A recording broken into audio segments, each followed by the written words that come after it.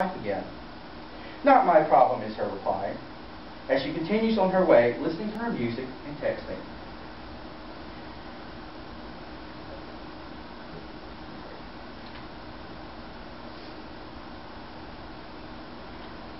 Up on the second floor, on the fire escape of one of the buildings, sleeps Samuel. Samuel is homeless and has been ever since he lost his factory job last year. Now, he works for one of the local restaurants, but still doesn't make quite enough to afford a place to stay. His shift is about to start, so he climbs down from the fire escape, trying to make himself presentable as he goes.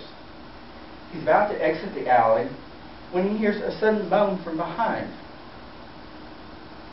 He turns to see Jean groggily getting up off the ground. Samuel immediately rushes over to see what he can do. He steadies Jean and then sees Pat lying at his feet.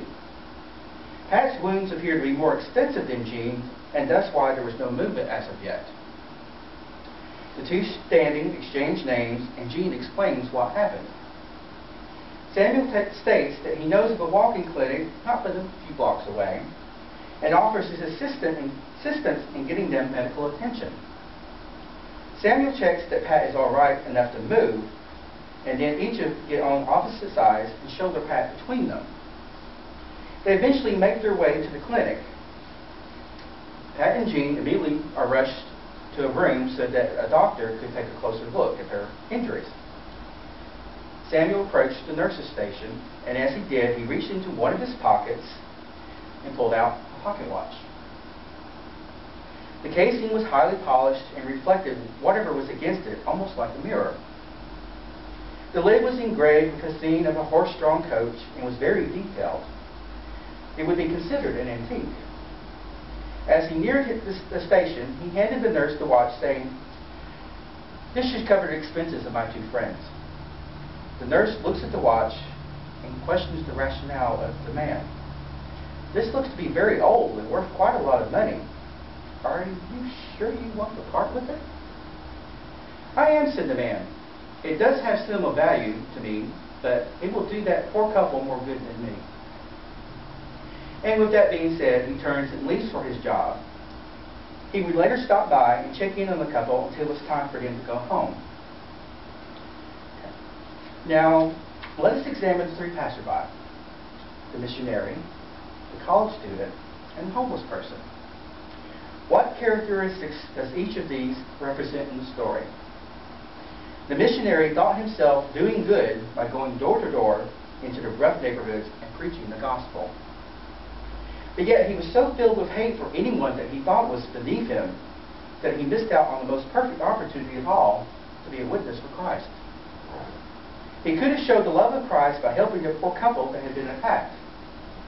Instead, he preferred to call them names and make assumptions, much like many religious groups who feel it necessary to demonstrate who God accepts and who God does not. Take Westboro Baptist Church, for example, led by Fred Phillips. According to a blog by Ed Hunsinger on LaughingSquid.com, WBC has scheduled a protest, signs waving, in front of the Twitter offices in San Francisco. However, what makes this article interesting is how a group of individuals managed to take the sting out of WBC's protest. This group of individuals carried signs themselves. Instead of hate speech, their signs were utter nonsense and randomness. "I have a sign. I was promised donuts. And where's Waldo?" The press and people passing by ignored the WBC signs, instead they focused on the group's entertaining signs. So in essence, they found a way to combat the hate without resorting to the same derogatory remarks.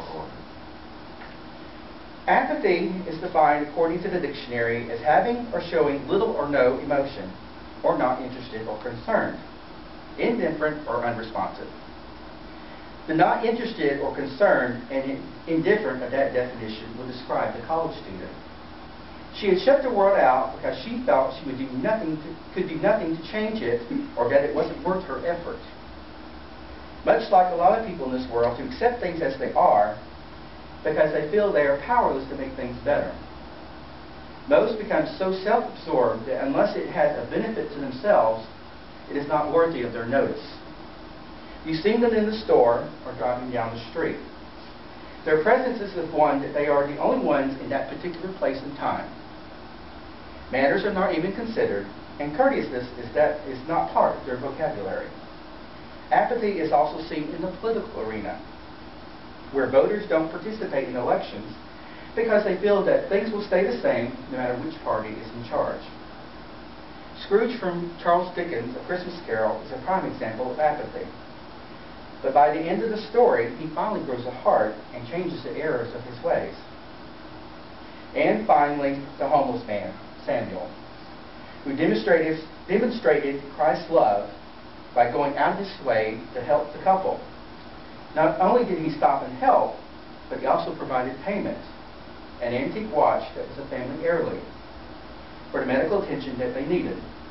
He gave of his most valuable possession because he had determined that someone else would benefit from it more than himself. It's ironic that the one who had the least was willing to give his all. Now, I'm not saying that you have to give all of your worldly goods, or even a small part, to show love.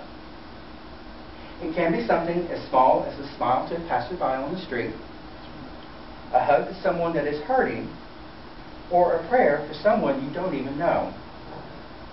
The smallest gesture can speak volumes, and maybe enough of them can eradicate some of the hate and apathy in the world. Would you share some love today?